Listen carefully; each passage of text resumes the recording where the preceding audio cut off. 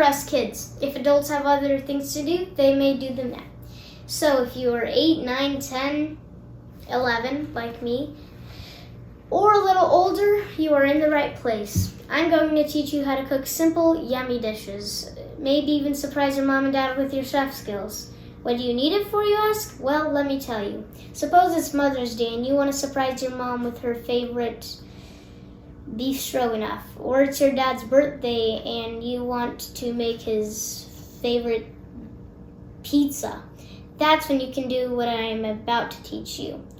I've been making these dishes by myself for several years now, and so can you. Of course, when you start, please ask your parents' permission to use things in the kitchen.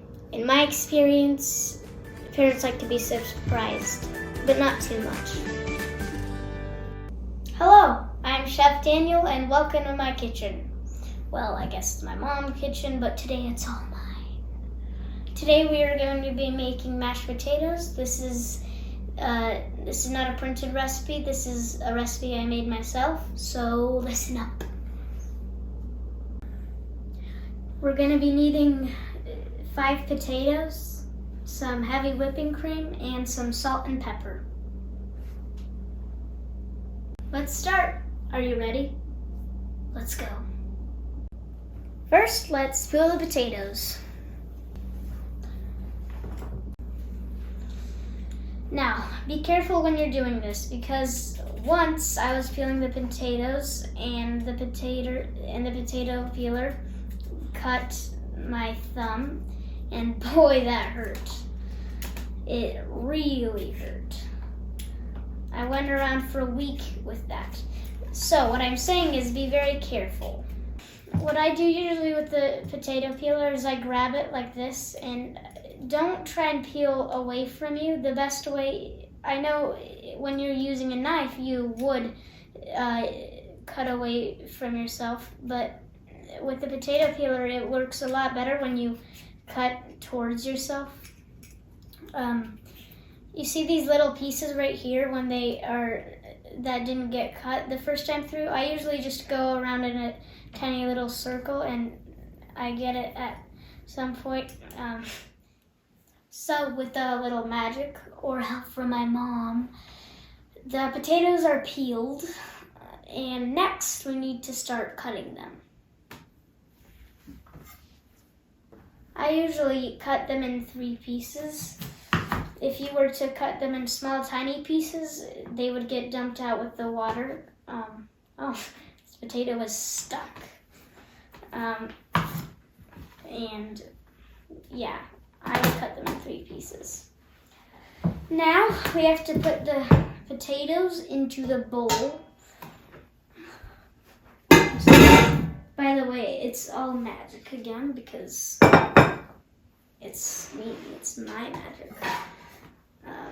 As you can see, my potatoes are in the pot and it's time to put them on the stove. Oh, and don't forget the water. Now, you may be wondering how much water to put in. Well, I want to show you. I usually put enough water to cover the potatoes.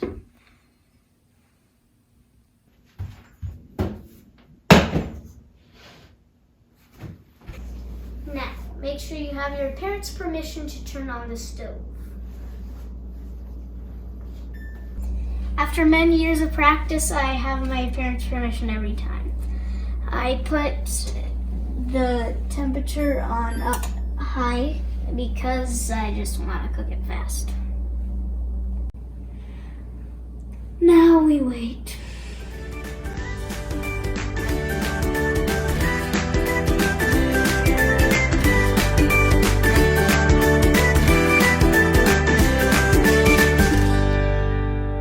It's been about 25 minutes and I think our potatoes are ready. So let's check. 1 second, I need a little bit more height here.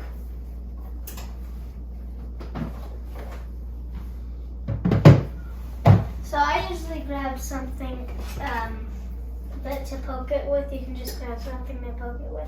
I would have something that wouldn't melt. And then if you see that it makes a hole in there, in the potatoes, then it means it's ready. Oh, I forgot to mention something in the beginning. There is this pot with holes you're gonna need. Hello! Some people call it a strainer, but I call it a pot with holes. So, we take the pot with holes and put it right here in the sink. Then, this is the part where if you haven't had a lot of experience cooking, you will want a parent here with you. So, you take some hot pads.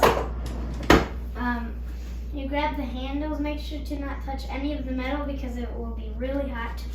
And then we take it to the sink and we dump it in.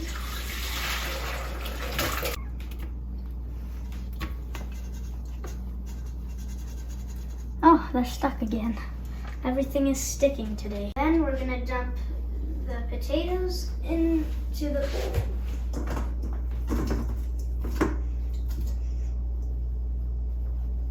Make sure you get everything in. Okay, now we're going to take this bowl over here. And then we're going to take the potato masher and start mashing.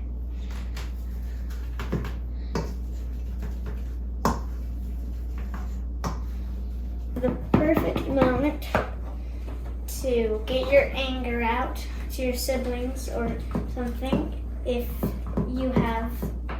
you're angry.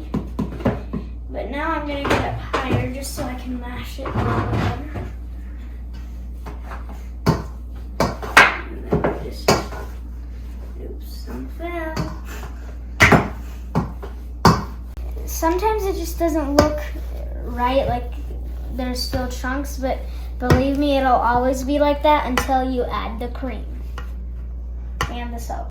So then we add about a cup of heavy whipping cream.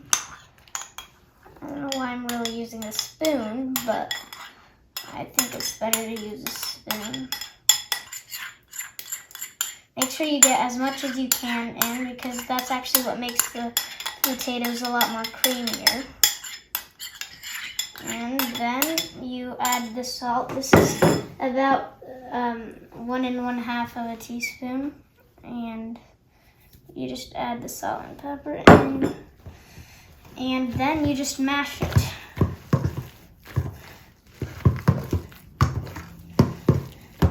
Make sure you get it really good and mashed because the whipping cream will make it look too runny if you don't mix it really well. Then once I do it with the potato masher, I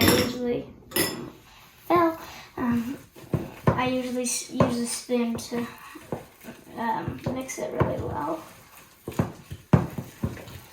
And then once that is done, you're all good to go.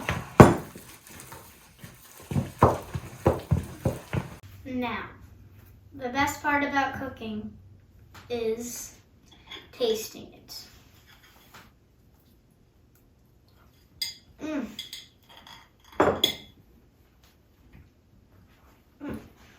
My parents are gonna love this. Actually, I don't think there's gonna be any left.